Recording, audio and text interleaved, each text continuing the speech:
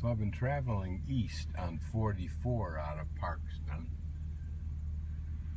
and I saw the sign for Menno, which is about one north-south road west of 81 that I was going to take down to Yankton, but I decided, since they had this pretty sign, I'd take an alternate, smaller route, just for the fun of it.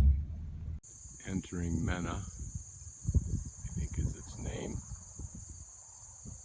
So this pretty little church. I'm not much into religion, of course, understatement, but churches, of course, are something you see a lot of in the world in one form or another. And when they're unique and pretty in its context, it's worth taking a look. The outskirts of Menno, which may be some kind of a contradiction that it can even have an outskirts, is this large complex showing you some kind of the equipment that they use in this area.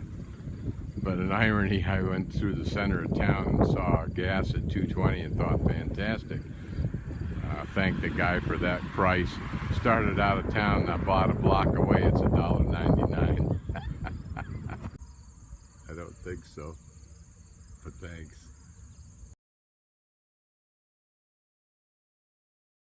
After being ignored for most of the last 100-some-odd years, it was ultimately bought from a private owner and turned into a South Dakota Department of Game and Fish and Parks historic prairie site. So Lewis and Clark got up in the morning, and the day before they determined they wanted to come up here.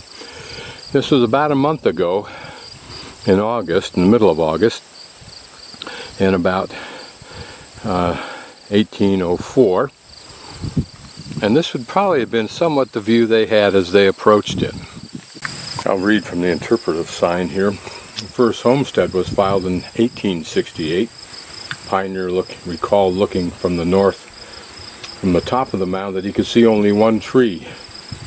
The mounds changed a great deal in the last 100 years.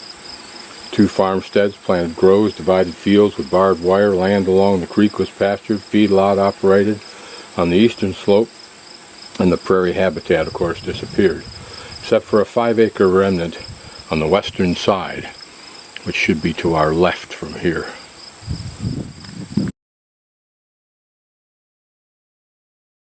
We can thank Larry Mound for being the primary mover for the preservation of this site. An imagined portrayal of Lewis and Clark, trailed by his men on the mountain, on the peak rather, or on the mound. An artist's portrayal of Lewis and Clark with their men trailing behind, surrounded by herds of buffalo at the top of the mound. So we'll follow the state sites trail up to the top. Most likely not the trail that Lewis and Clark used. They probably went what was the most direct yet easy path for them. On his map, which this is a reproduction of, Lewis named it the Hill of Little Devils. Part of the state's effort here is to reestablish the prairie vegetation and some of the fauna that goes with it, that would have been present when Lewis and Clark first came here. Some of the fauna is this regal fritillary butterfly, which apparently must and only breeds on prairie grass, the long, tall grass prairie grass. So contrary to the Native Americans' superstitious belief, Clark was correct that this was a natural formation. It's actually a bedrock of chalk that when the glaciers came down from the north and went over the top, after they receded, they pulled this till back with them, and they left the till on this southern side of the slope, or of the hip mound, if you will, that gives us this slope here. Here you see how it originally might have been before the glaciers. Then the glaciers came, dumped the till on this far side, and then when they eroded backward, or melted backwards to the north, left this glacial till along the slope that we see in front of us to our left. And this is what it would have looked like when the early 1900s. Now our Wimpy Trail is going to wind around to the left and up over the top and along that ridge, I'm guessing. And my guess is that Lewis and Clark went just about straight up there. This is a glacial erratic, evidencing the geologist's theory of this Mounds formation. This nearby stone looks like it's been worked by man, but maybe not. Maybe that's the same kind of lichen that's on that erratic that we saw.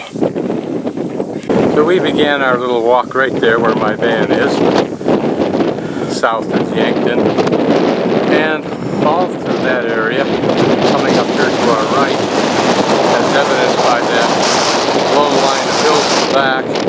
And we may actually right there in the middle be able to see part of the Missouri River. I'm looking at it with my naked eye. I'm not sure if that's the river or not, but I think it is. And the river would have continued on up here in a northeast direction, as did Lewis and Clark, until they started pretty much in a due west direction.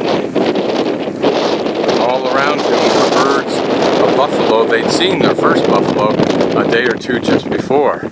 It had taken 12 men to haul it back to the boat, in part to feed the 50 men that were part of this group.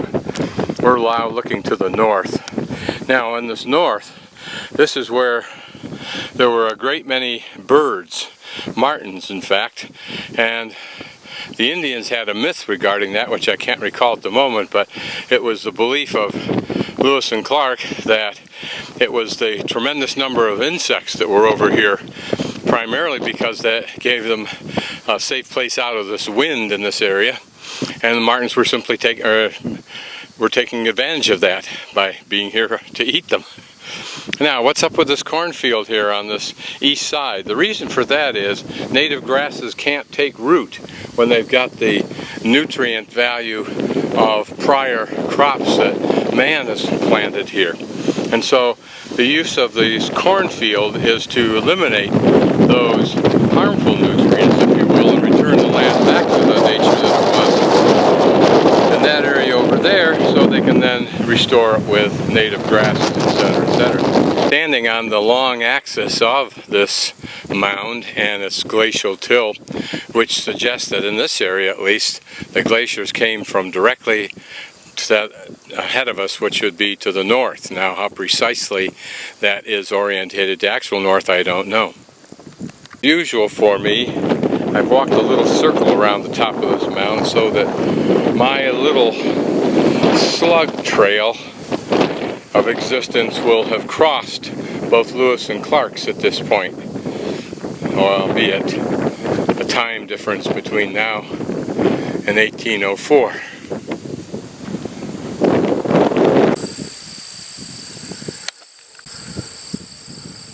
Up on top you can see a girl who just walked up there, a woman, young woman. I think she just got off of it too. No, she's coming down that way. Looks like along the right hand side, huh?